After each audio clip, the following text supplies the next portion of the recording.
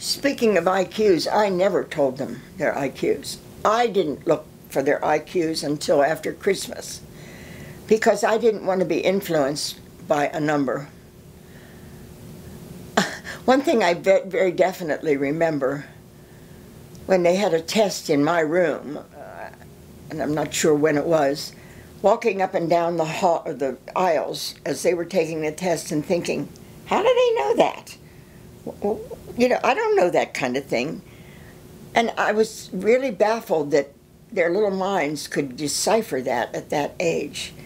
I don't recall exactly what, a lot of it was spatial. And it was out of my world for some reason or other.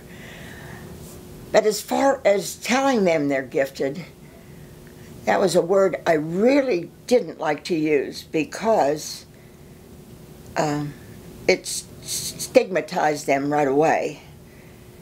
And I was so against that, but the program demanded that you had to use that as a criteria.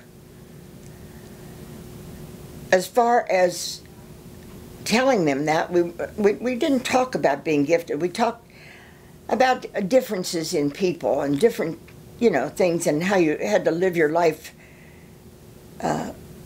with what you have and what you know and how to foster it. But I truly, and to this day, hate the term gifted. I was talking with my daughter last evening, and she was telling me about Heidi, my granddaughter, who was in a gifted program from grade 1 to grade 8. Not a self-contained program.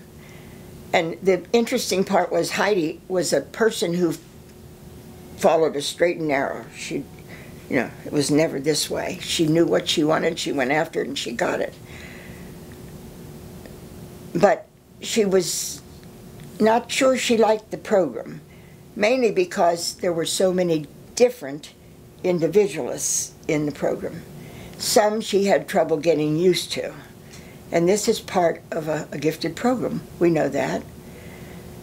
But she said at the end of 8th grade, when she was moved into middle school or whatever, she said, I thought to myself, it wasn't exactly perfect, but what would I have done without it?